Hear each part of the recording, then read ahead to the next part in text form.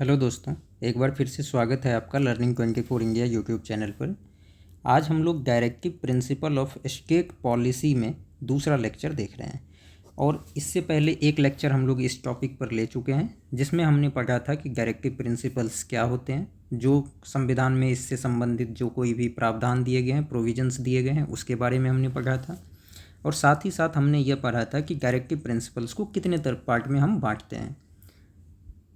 अब यहाँ पर हम लोग पहले ही पढ़ चुके थे कि जो डायरेक्टिव प्रिंसिपल्स हैं, directive principles of state policy, इसको हम मेनली 3 हेड के अंदर पढ़ते हैं, जिसमें सबसे पहला है सोशलिस्टिक, दूसरा हमारा है गांधीयन और तीसरा है नियो लिबरल। जिसमें सोशलिस्टिक प्रिंसिपल्स के बारे में हम लोग पढ़ चुके हैं पहले लेक्चर में। आज हम लोग शुरू करते हैं गांधीयन प्रिंसिपल्स से। तो जैसा कि हम लोग नाम से क्लियर है कि हम लोग पढ़ने जा रहे हैं गांधीयन प्रिंसिपल्स। तो गांधीयन प्रिंसिपल्स मतलब क्या, जो गांधी जी का सपना था। तो गांधीयन प्रिंसिपल्स जो है वो गांधी जी के आइडियोलॉजी पर बेस्ड हैं। गांधी जी जब देश में जो फ्रीडम स्ट्रगल हमारा चल रहा था, जो हमारा फ्रीडम स्ट्रगल चल रहा था, फ्रीडम स्ट्रगल के दौरान गांधी जी के कुछ सिद्धांत थे, गांधी जी के कुछ अपने प्रिंसिपल्स थे। और वो जो भी प्रिंसिपल्स गांधी जी इस देश के बारे में सोचते थे कि इंडिया में विलेज कैसे होंगे, विलेज के जो शासन व्यवस्था होगी, विलेज में जो इंडस्ट्रीज होगी, विलेज में जो इकोनॉमी होगी वो किस तरह से होगा, मतलब विलेज का पॉलिटी कैसा होगा, विलेज की इकोनॉमी कैसी होगी, और विलेज का जो प्रशासन है, एडमिनिस्ट्रेशन है, वो किस तरह से होगा। तो इससे संबंधित जो भी गांधी जी के आइडियोलॉजी थे वो सभी गांधीयन प्रिंसिपल्स के अंदर डीपीएसपी में कवर किया गया है। तो अब हम लोग एक एक करके इसमें देखते हैं कि कौन कौन से डायरेक्टिव प्रिंसिपल्स गांधीयन फिलॉसफी के अंदर आएंगे। तो इसमें सबसे पहला आता है हमारा आर्टिकल 40। कौन सा हमारा आता है? आर्टिकल 40।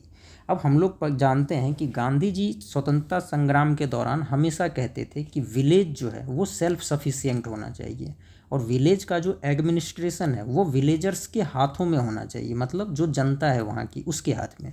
तो इसके लिए गांधी जी कहते थे कि प्रत्येक विलेज में पंचायत की व्यवस्था हो। तो प्रत्येक विलेज में क्या हो? पंचायत हो, और यह पंचायत विलेज का एडमिनिस्ट्रेशन संभाले। तो अब अगर पंचायत को हम एडमिनिस्ट्रेशन संभालने के लिए कहते हैं कि पंचायत एडमिनिस्ट्रेशन संभाले, तो उसको क्या देना पड़ेगा?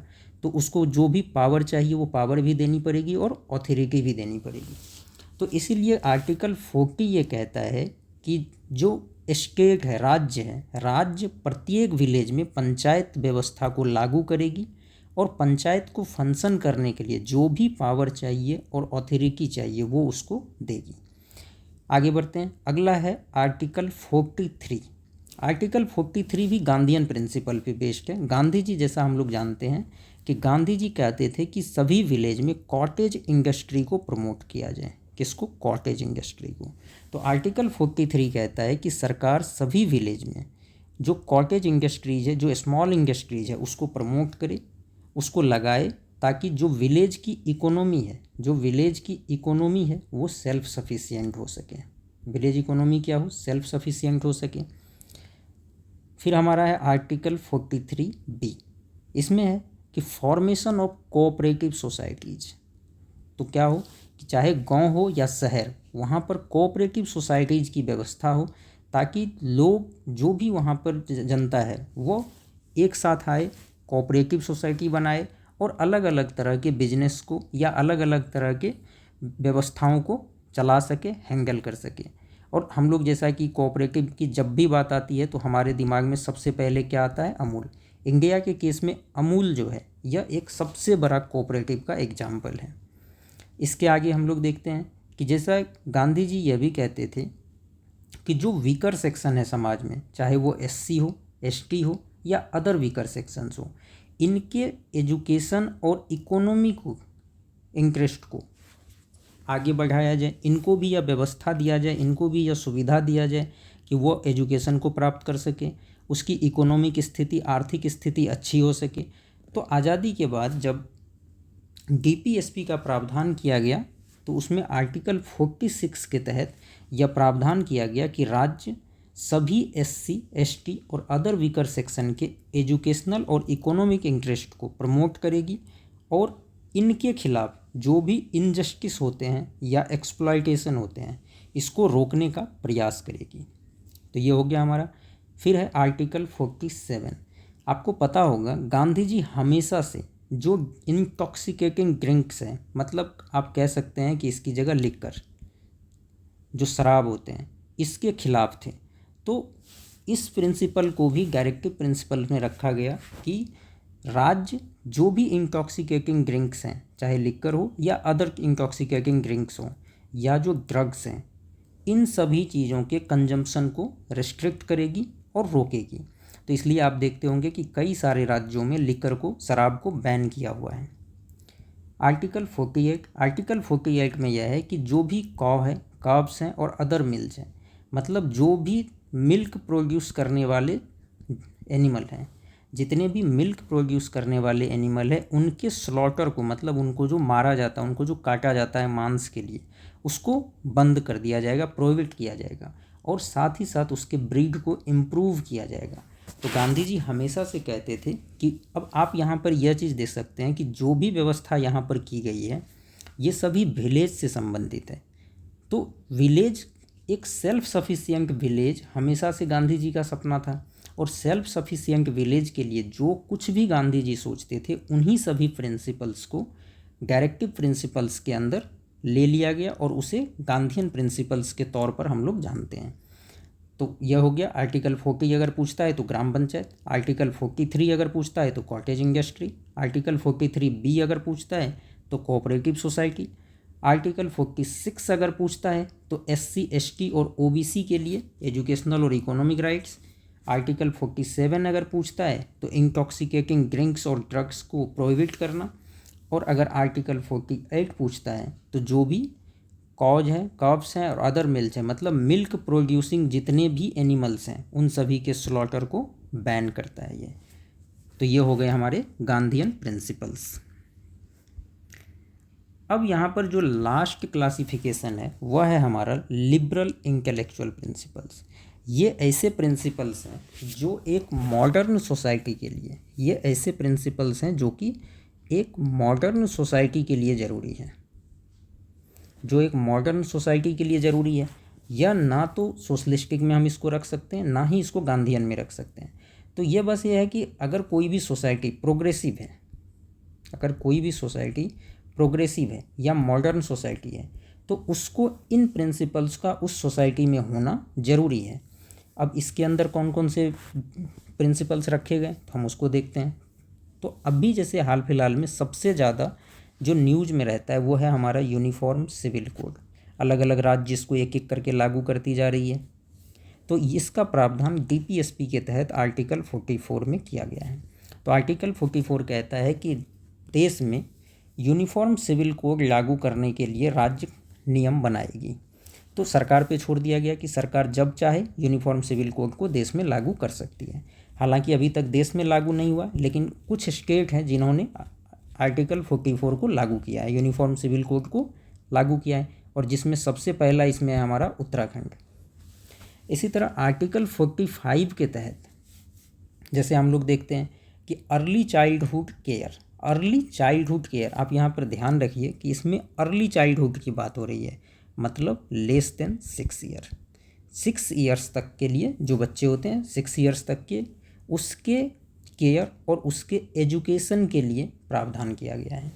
तो आर्टिकल 45 कहता है कि राज्य अर्ली चाइल्डहुड केयर और एजुकेशन के लिए उन बच्चों के जिसकी एज 6 ईयर्स से कम है या उसके बराबर है उसके लिए प्रावधान करेगी।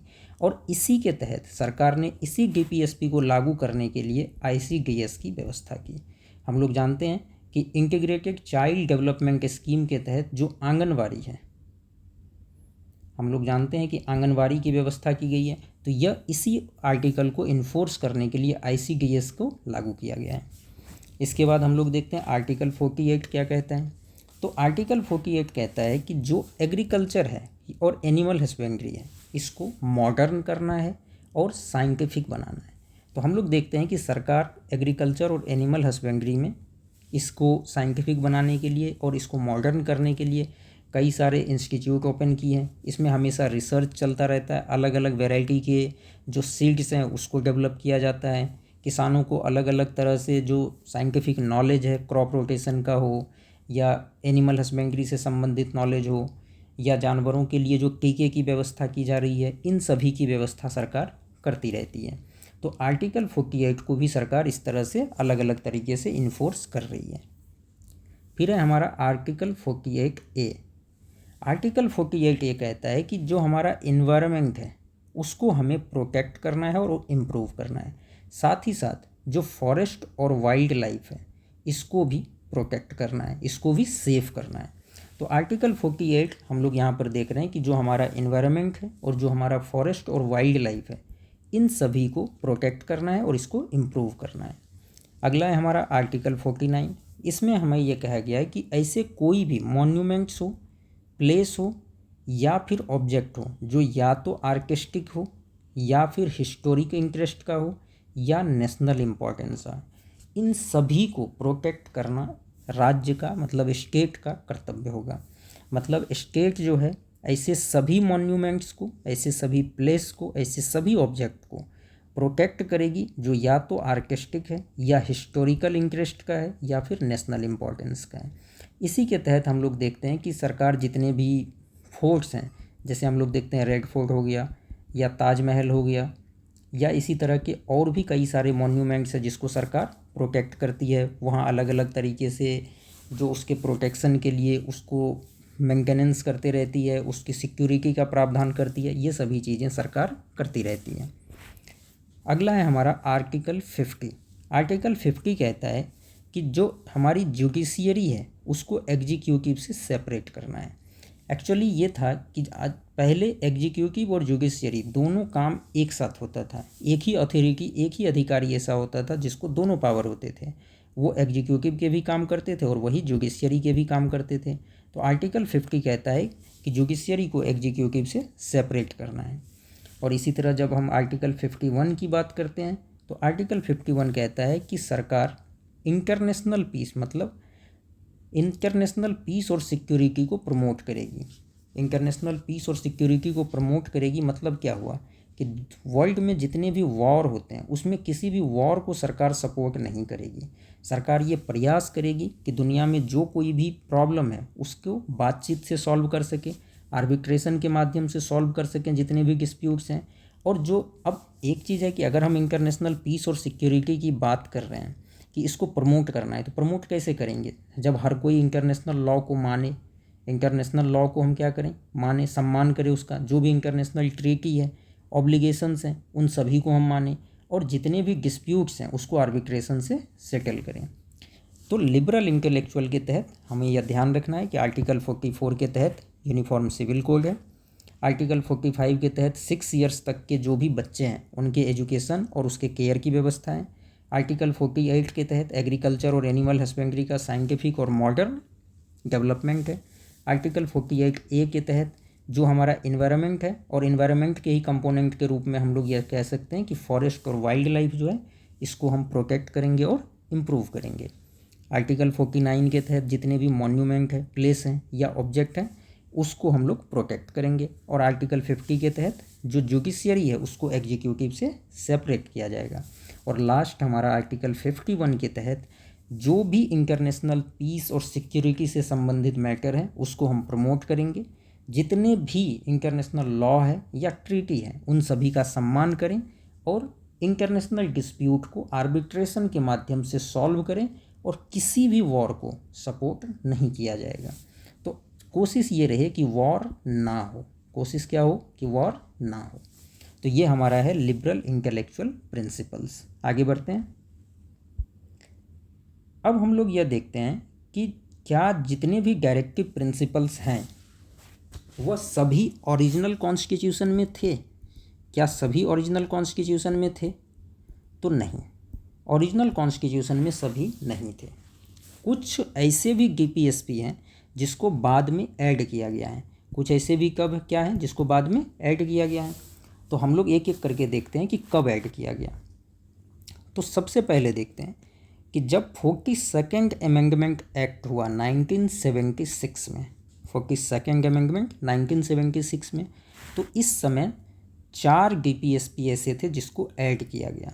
उसमें सबसे पहला था आर्टिकल 39 और उसमें यही था कि हेल्दी डेवलपमेंट ऑफ चिल्ड्रन। मतलब सरकार को यह जवाबदेही दी गई कि सरकार ऐसी पॉलिसी बनाए ताकि इस बच्चों का हेल्दी डेवलपमेंट हो सके। तो हेल्दी डेवलपमेंट के लिए क्या चाहिए? एक तो फूड चाहिए, दूसरा क्या चाहिए? हेल्थ चाहिए, तीसरा एजुकेशन चाहिए। तो सरकार इन चीज़ों की व्यवस्था करेगी और इन्हीं सभी चीज़ों को लागू करने के लिए अलग अलग तरह की स्कीमें सरकार बाद में लाती रही। जैसे हम लोग जानते हैं ICDS बच्चों के लिए चलता है और यह एक बहुत बड़ी स्कीम है जो बच्चों पे ही फोकस है और उनकी मदर पे फोकस है। इसके बाद आर्टिकल 39 के अलावा आर्टिकल 39A भी इसी समय जोड़ा गया और आर्टिकल 39A के तहत फ्री लीगल एड की व्यवस्था की गई। आप ध्यान रखेंगे यह बहुत ही इम्पॉर्टेंट चीज़ है कि जो भी गरीब आदमी है अगर वह किसी केस मुकदमे में फंस जाता है और वकील को एडवोकेट का फी वो नहीं दे सकता है, तो उस केस में ऐसा तो नहीं हो सकता है कि वह वकील कोई वकील उसका पक्ष रखे ही नहीं, ऐसे तो उसको सज़ा हो जाएगी। तो आर्टिकल 39A के तहत यह व्यवस्था किया गया कि ऐसे व्यक्ति जो अदालत के खर्च, कोर्ट के खर्च नहीं वहन कर सकता है, उन लोगों को फ्री लीगल एड प्रोवाइड किया जाएगा। और फ्री लीगल एड जब इसको दिया जाएगा, गरीब से गरीब व्यक्ति के लिए भी अगर हम एडवोकेट उपलब्ध करवा रहे हैं, तो क्या हो रहा है? इससे समाज में इक्वल जस्टिस को बढ़ावा दिया जा रहा है।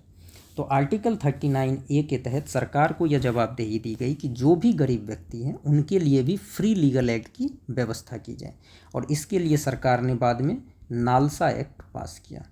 सरकार ने नालसा एक्ट 1987 पास किया और नालसा के तहत ही सभी डिस्ट्रिक्ट में ऐसे कुछ एडवोकेट्स का एक पैनल होता है जो फ्री लीगल एड सरकार की तरफ से गरीब लोगों को प्रोवाइड करते हैं। इसी तरह आर्टिकल 43A ऐड किया गया जिसमें यह व्यवस्था किया गया कि जो भी इंडस्ट्रीज है जितने भी, उसके मैनेजमेंट में वर्कर का भी पार्टिसिपेशन होगा। तो गांधी जी भी यह हमेशा कहते थे कि जितनी भी इंडस्ट्रीज है अगर वहाँ पर वर्कर है तो मैनेजमेंट में वर्कर की हिस्सेदारी होनी चाहिए और इसी को प्रमोट करने के लिए आर्टिकल 43A के तहत यह व्यवस्था किया गया कि सभी इंडस्ट्रीज के मैनेजमेंट में वर्कर का पार्टिसिपेशन होगा और इसके लिए फिर सरकार ने अलग अलग तरह के लॉ बनाए और आज के डेट में सभी इंडस्ट्रीज के मैनेजमेंट में कुछ हिस्सा वर्करों का होता है। फिर आर्टिकल 48A भी इसी अमेंडमेंट के तहत ऐड किया गया और इसमें यह व्यवस्था किया गया कि सरकार का यह दायित्व होगा कि वह इन्वायरमेंट को प्रोटेक्ट करे, फॉरेस्ट और वाइल्ड लाइफ को भी प्रोटेक्ट करे और उसको इम्प्रूव करे। तो हम लोग यहाँ से देख रहे हैं कि 1976 के 42nd अमेंडमेंट एक्ट के तहत 4 आर्टिकल जोड़े गए। आर्टिकल 39, 39A जिसमें फ्री लीगल एड की व्यवस्था है, ध्यान रखिएगा इस चीज़ को। 43A जिसमें मैनेजमेंट में वर्कर की पार्टिसिपेशन की बात की गई है और 48A जिसमें कि एनवायरनमेंट प्रोटेक्शन, फॉरेस्ट और वाइल्ड लाइफ प्रोटेक्शन की बात की गई है। यह बहुत ही इम्पॉर्टेंट आर्टिकल है। ये 3 खास करके ये 3 के 3 आर्टिकल बहुत ही इम्पॉर्टेंट है, आप ध्यान रखेंगे। आगे बढ़ते हैं। इसके बाद जब 44th अमेंडमेंट किया गया 1978 में, उस समय आर्टिकल 38 में एक व्यवस्था की गई और आर्टिकल 38 में यह लिखा गया कि यह स्टेट का काम होगा कि वो समाज में इनइक्वालिटीज़ को कम करे। और किन किन इनइक्वालिटीज़ की बात की गई? इनकम इनइक्वालिटी, स्टेटस की इनइक्वालिटी, फैसिलिटीज़ की इनइक्वालिटी और अपॉर्चुनिटी की इनइक्वालिटी। मतलब अगर समाज में इनकम, स्टेटस, फैसिलिटीज़ और अपॉर्चुनिटीज़ में इनइक्वालिटी है तो स्टेट उसको मिनिमाइज करे। यह आर्टिकल 38 के तहत व्यवस्था की गई। फिर 86th अमेंडमेंट हुआ 2002 में और उस समय कोई आर्टिकल यहाँ पर इंसर्ट नहीं किया गया, जबकि आर्टिकल 45 के सब्जेक्ट को चेंज कर दिया गया। यहाँ पर अभी तक हम लोग देख रहे थे कि 42nd अमेंडमेंट और 44th अमेंडमेंट में आर्टिकल इंसर्ट हुए हैं, लेकिन 86th अमेंडमेंट 2002 के तहत कोई आर्टिकल इंसर्ट नहीं किया गया, बल्कि आर्टिकल 45 में सिर्फ उसके सब्जेक्ट को चेंज कर दिया गया। और सब्जेक्ट को चेंज करके ये कहा गया कि जो स्टेट है, state early childhood care provide करेगी। किनको? ऐसे बच्चे जो 6 ईयर्स तक के हैं। मतलब जब तक कोई बच्चा 6 ईयर एज का नहीं हो जाता है तब तक उसके चाइल्डहुड केयर की व्यवस्था सरकार करेगी, उसके एजुकेशन की व्यवस्था करेगी। इसके बाद हमारा आता है 97th अमेंडमेंट, जो कि 2001 में आया था। 97th अमेंडमेंट 2011 के तहत आर्टिकल 43B जोड़ा गया और इसमें कोऑपरेटिव सोसाइटी की व्यवस्था की गई। और 97th अमेंडमेंट 2011 के द्वारा यह व्यवस्था की गई कि सरकार जो है, मतलब स्टेट जो है, वो प्रमोट करेगी कोऑपरेटिव सोसाइटीज़ के फॉर्मेशन को। यह बहुत ही इंपॉर्टेंट आर्टिकल है, इसको ध्यान रखिएगा। तो 43B के तहत क्या है, कोऑपरेटिव सोसाइटीज़ के फॉर्मेशन के बारे में बात करता है। आगे बढ़ते हैं। अब हम लोग यह देखते हैं कि क्या जो भी डायरेक्टिव प्रिंसिपल्स हैं, हम अब तक देख रहे हैं कि सारे डायरेक्टिव प्रिंसिपल्स ऐसा लग रहा है कि समाज में इक्वलिटी लाएगा, समाज में इक्वलिटी की व्यवस्था करेगा, समाज में जस्टिस को बढ़ावा देगा, समाज में इक्वलिटी, जस्टिस और सभी को आगे बढ़ने का अवसर देगा।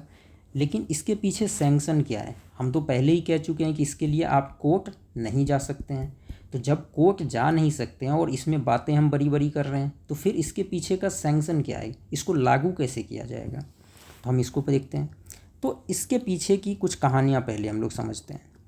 जब संविधान सभा में इस बात पर डिबेट हुआ कि क्या फंडामेंटल राइट्स और डीपीएसपी दोनों को ही जस्टिसिएबल बनाया जाए, दोनों को ही जस्टिसिएबल बनाया जाए, कि मतलब आप दोनों के लिए कोर्ट जा सकें, तो यह एडवाइस दिया गया कि नहीं, ऐसा नहीं करना चाहिए। फंडामेंटल राइट्स को तो जस्टिसिएबल बनाया जाए, लेकिन डीपीएसपी को नहीं बनाया जाए।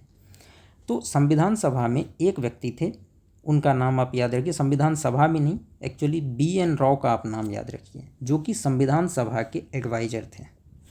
आप यह ध्यान रखेंगे कि BN राव जो थे कॉन्स्टिट्यूशनल एडवाइज़र थे कॉन्स्टिट्यूशनल असेंबली के।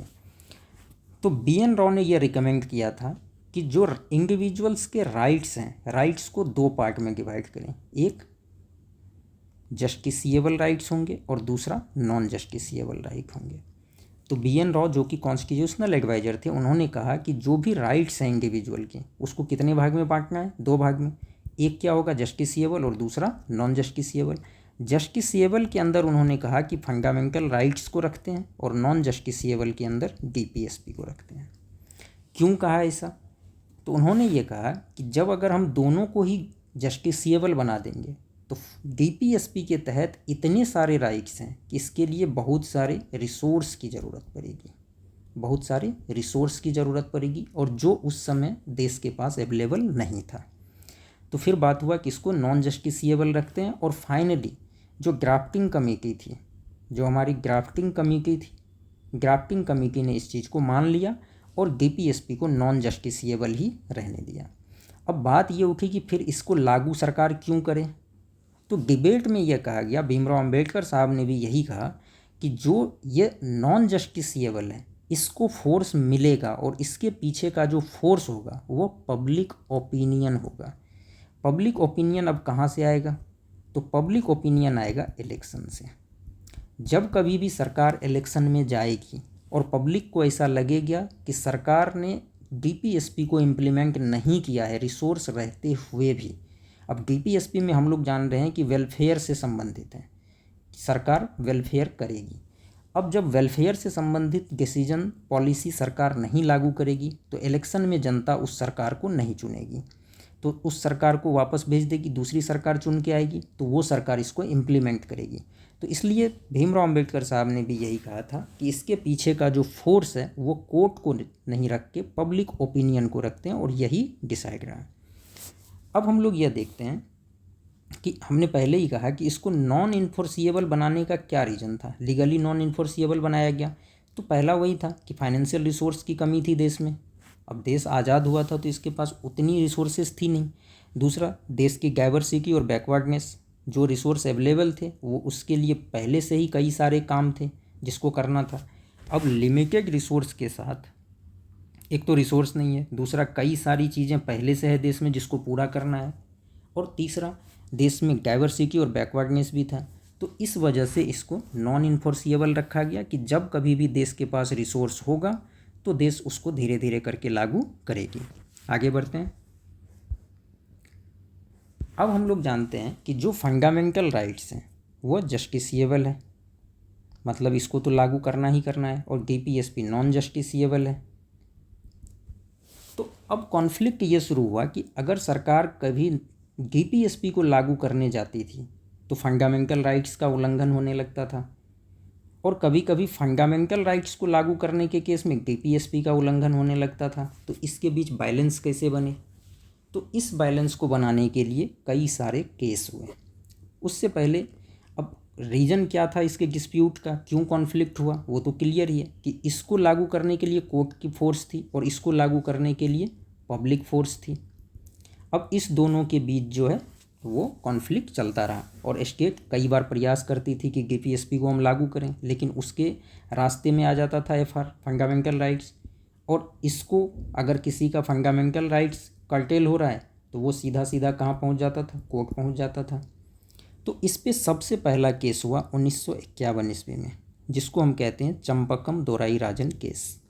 चंपकम दोराई राजन केस जब हुआ तो इसमें सुप्रीम कोर्ट ने यह कहा कि जब कभी भी फंडामेंटल राइट्स और डीपीएसपी की बात आएगी उसमें फंडामेंटल राइट्स प्रिवेल करेगी, मतलब फंडामेंटल राइट्स को एज दिया जाएगा। फंडामेंटल राइट्स को क्या किया जाएगा, एज दिया जाएगा, इसको ऊपर माना जाएगा। लेकिन सुप्रीम कोर्ट ने साथ के साथ ये भी कहा कि जो फंडामेंटल राइट्स हैं संविधान में उसको अमेंड किया जा सकता है, मतलब उसमें चेंज किया जा सकता है। कैसे? तो कॉन्स्टिट्यूशनल अमेंडमेंट एक्ट्स के तहत, CAA के तहत। तो अगर सरकार चाहे तो पार्लियामेंट कॉन्स्टिट्यूशनल अमेंडमेंट एक्ट करके किसी भी फंडामेंटल राइट को अमेंड कर सकती है, और जब फंडामेंटल राइट्स ही अमेंड हो जाएगा तो डीपीएसपी को हम लागू कर सकते हैं। इसके बेसिस पर पार्लियामेंट ने first constitutional amendment, fourth constitutional amendment और सेवेंथ कॉन्स्टिट्यूशनल अमेंडमेंट को पारित किया, और कई सारे डायरेक्टिव्स को, मतलब डीपीएसपी को लागू किया। अब हम यहाँ से देख लिए कि सुप्रीम कोर्ट ने अलाउ कर दिया चंपकम दोराई राजन केस में कि आप फंडामेंटल राइट्स में चेंज कर सकते हैं कॉन्स्टिट्यूशनल अमेंडमेंट एक्ट के तहत, और इस तरह से सरकार ने कई सारे डायरेक्टिव प्रिंसिपल्स को लागू किया कॉन्स्टिट्यूशनल अमेंडमेंट एक्ट करके। लेकिन 1967 में एक और केस होता है सुप्रीम कोर्ट में, और यह केस था गोलकनाथ केस। आप याद रखेंगे ये एक एक केस, यह बहुत ही ज़रूरी है। इस केस में जाकर सुप्रीम कोर्ट ने ये कहा कि पार्लियामेंट जो है वो फंडामेंटल राइट्स को ना तो ख़त्म कर सकती है ना उसको चेंज कर सकती है। तो अब तो बात उल्टी हो गई। अब अगर डीपीएसपी को लागू करना हो तो क्या करेंगे? नहीं कर सकते हैं, क्योंकि फंडामेंटल राइट्स में ही हम चेंज नहीं कर सकते हैं, और अगर डीपीएसपी को लागू करने के रास्ते में फंडामेंटल राइट्स आ रहा है तो ये तो लागू हो ही नहीं सकता है। तो अब यहाँ पर क्या हुआ कि जब चेंज कर ही नहीं सकते हैं तो सरकार के पास परेशानी ये आ गई कि सरकार डीपीएसपी को लागू नहीं कर पा रही थी। सरकार डीपीएसपी को लागू नहीं कर पा रही थी, तो सरकार ने क्या किया कि सरकार ने 24th कॉन्स्टिट्यूशनल अमेंडमेंट कर दिया, और 24th कॉन्स्टिट्यूशनल अमेंडमेंट के तहत सरकार ने ये कहा कि पार्लियामेंट के पास यह पावर होगा कि पार्लियामेंट किसी भी फंडामेंटल राइट्स को ख़त्म कर सकती है या उसमें चेंज कर सकती है। तो कोर्ट ने गोलकनाथ केस में कहा कि आप फंडामेंटल राइट्स में चेंज नहीं कर सकते हैं, लेकिन सरकार ने 24th अमेंडमेंट एक्ट के तहत क्या कह दिया कि पार्लियामेंट को यह पावर है कि वो फंडामेंटल राइट्स में चेंज कर सकती है। तो फिर से सिचुएशन वही आ गई कि आप फंडामेंटल राइट्स में चेंज कर लीजिए और डीपीएसपी को लागू कीजिए। साथ ही साथ सरकार ने एक और अमेंडमेंट किया, और वह था 25th अमेंडमेंट एक्ट, और इसके तहत सरकार ने एक नया आर्टिकल इंसर्ट किया कॉन्स्टिट्यूशन में, और वह था आर्टिकल 31C। इस आर्टिकल के तहत यह व्यवस्था कर दिया गया कि ऐसा कोई भी लॉ जो कि सोशलिस्टिक डायरेक्टिव प्रिंसिपल्स को लागू करने का प्रयास करती है, जो कि 39B और 39C में दिया गया है, उस केस में किसी भी फंडामेंटल राइट्स का अगर वायलेशन हो रहा है तब भी वो वॉइड नहीं होगा। तो किसी भी लॉ, ऐसा कोई भी लॉ अगर किसी सोशलिस्टिक डायरेक्टिव प्रिंसिपल को, यहाँ आप ध्यान रखेंगे कि सिर्फ और सिर्फ बात हो रही है सोशलिस्टिक डायरेक्टिव प्रिंसिपल्स को, और वो भी वो जो कि 39B और C में दिया हुआ है। यहाँ किसी भी डीपीएसपी की बात नहीं हो रही है, यहाँ स्पेसिफिक इसी डीपीएसपी की बात हो रही है जो कि 39B और C में दिया हुआ है। अगर सरकार कोई लॉ लाकर इन डीपीएसपी को लागू करना चाह रही है, तब अगर किसी फंडामेंटल राइट का वायलेशन हो भी रहा है तो ऐसे लॉ को वाइड नहीं माना जाएगा, ऐसे लॉ को वाइड नहीं माना जाएगा। साथ ही साथ सरकार ने यह भी कहा कि अगर कोई भी लॉ यह डिक्लेयर करता है कि वो किसी पॉलिसी को लागू करने जा रही है, अगर कोई लॉ ऐसा डिक्लेयर करता है कि वह किसी डायरेक्टिव प्रिंसिपल्स को लागू करने जा रही है, तब भी उस लॉ को किसी कोर्ट में चैलेंज नहीं किया जा सकता है, भले ही वह एक्चुअल में उस पॉलिसी को लागू करे या ना करे। मतलब सिर्फ डिक्लेयर कर दे कि हम ऐसा कुछ करने जा रहे हैं, तब भी उसको चैलेंज नहीं कर सकते। अब यहाँ पर बात फंसने वाली है कि सरकार ने ये कहा कि हम सिर्फ डिक्लेयर कर दें अगर कि हम किसी पॉलिसी को लागू करने जा रहे हैं, भले हम एक्चुअल में लागू करें या ना करें, मतलब एक्चुअल में तो कर ही नहीं रहे हैं, लेकिन हम सिर्फ डिक्लेयर कर दें, तब भी उस लॉ को किसी भी कोर्ट में चैलेंज नहीं किया जाएगा। सरकार ने यह भी व्यवस्था कर दिया 25th अमेंडमेंट के तहत। लेकिन इस पर बात फंस गई। फिर एक केस होता है, इसी को चैलेंज किया जाता है, केशवानंद भारती केस 1973 में जब बात आता है तो वहाँ पर इस दोनों प्रोविज़न पर भी डिस्कस होता है, प्रोविज़न 1 और 2 पर भी। और सुप्रीम कोर्ट ये कहता है कि प्रोविज़न 1 जो है वो तो ठीक है, उसमें कोई इशू नहीं है, लेकिन जो सेकंड प्रोविज़न है 31C का, वो अनकॉन्स्टिट्यूशनल है। तो वो तो यहीं से क्लियर था कि सरकार ये कह रही है कि हम सिर्फ डिक्लेयर अगर कर दें तब भी चैलेंज नहीं होगा, जबकि एक्चुअल में वो किसी पॉलिसी को इफेक्ट कर ही नहीं रहा है, वो किसी पॉलिसी को लागू कर ही नहीं रहा है, सिर्फ डिक्लेयर कर रहा है। तो इसको सुप्रीम कोर्ट ने अनकॉन्स्टिट्यूशनल डिक्लेयर कर दिया। और जब इसको अनकॉन्स्टिट्यूशनल डिक्लेयर किया तो कुछ कोर्ट ने साथ के साथ ये भी कहा कि जो जुडिशियल रिव्यू है वो एक बेसिक फीचर है कॉन्स्टिट्यूशन का। अब यहाँ पर किसी भी कोर्ट में जाने के अधिकार को ही सरकार छीन रही थी। तो जब किसी भी कोर्ट जाने के अधिकार को छीन रही थी, और कोर्ट जाने का अधिकार ही जुडिशियल रिव्यू है, सुप्रीम कोर्ट या हाई कोर्ट किसी भी एक्ट को अगर रिव्यू करती है तो वही जुडिशियल रिव्यू है, तो उस अधिकार को छीन रही थी। केशवानंद भारती केस में कोर्ट ने यह कह दिया कि जुडिशियल रिव्यू बेसिक स्ट्रक्चर है। ध्यान रखेंगे इसको, आगे बढ़ते हैं। इसके बाद सरकार 42nd कॉन्स्टिट्यूशनल अमेंडमेंट एक्ट लेके आई 1976 का, और इस एक्ट के तहत सरकार ने ये कर दिया कि जो प्रोविज़न 1 था कि 39B और C पे जो अब तक लागू था, उसको एक्सटेंड करके सरकार ने सभी डीपीएसपी पे लागू कर दिया। कि मतलब प्रोविज़न, जो फर्स्ट प्रोविज़न था आर्टिकल 31C का फर्स्ट प्रोविज़न, वो किसी भी डायरेक्टिव प्रिंसिपल के लिए लागू होगा, जबकि पहले सिर्फ 39B और C के लिए लागू था, अब कर दिया किसी भी के लिए। लेकिन जैसे ही मिनर्वा मिल्स केस आया 1980 का, इसमें जो सुप्रीम कोर्ट था, सुप्रीम कोर्ट ने इस एक्सटेंशन को अनकॉन्स्टिट्यूशनल डिक्लेयर कर दिया। तो मिनर्वा मिल्स केस में जाकर जो 42nd अमेंडमेंट एक्ट के तहत यह प्रोविज़न किया गया था, इसको अनकॉन्स्टिट्यूशनल डिक्लेयर कर दिया। और सुप्रीम कोर्ट ने मिनर्वा मिल्स केस में जाकर यह भी कहा कि जो हमारा कॉन्स्टिट्यूशन है वह बैलेंस पे है, और किसके बीच बैलेंस पर है? फंडामेंटल राइट्स और डीपीएसपी। तो यहाँ पर सुप्रीम कोर्ट ने यह कहा कि यहाँ बात यह नहीं है कि फंडामेंटल राइट्स प्रिवेल करेगा या डीपीएसपी प्रिवेल करेगा, यहाँ यह होगा कि दोनों के बीच बैलेंस का होना जरूरी है। दोनों के बीच क्या होना जरूरी है? बैलेंस। जब तक दोनों बैलेंस में रहेगा, हमारी पॉलिटी चलती रहेगी, हमारे देश का संविधान चलता रहेगा, और हमारा देश बहुत अच्छे से शासन व्यवस्था यहाँ की मेंटेन रहेगी। तो ये सुप्रीम कोर्ट ने कहा कि दोनों के बीच बैलेंस हो, दोनों के बीच हार्मनी रहे।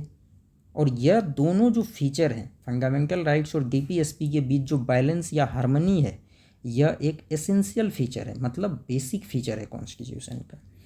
तो अब इतने के बाद अगर हम आज देखें कि अभी क्या प्रोविज़न है, तो अभी प्रोविज़न ये है कि अगर प्रेजेंट पोजीशन की बात करें तो प्रेजेंट पोजीशन ये है कि फंडामेंटल राइट्स को सुप्रीमेसी दिया गया है, कि जब कभी भी बात डीपीएसपी और फंडामेंटल राइट्स की आएगी तो फंडामेंटल राइट्स को एक नंबर हम दे सकते हैं, कि मतलब यह सुप्रीम होगा, और डीपीएसपी को उसके सबऑर्डिनेट की तरह एक तरह से रहना पड़ेगा। लेकिन सरकार को यह अधिकार दिया गया है कि सरकार अगर चाहे तो फंडामेंटल राइट्स में पॉजिटिव चेंज करते हुए डीपीएसपी को इन्फोर्स कर सकती है।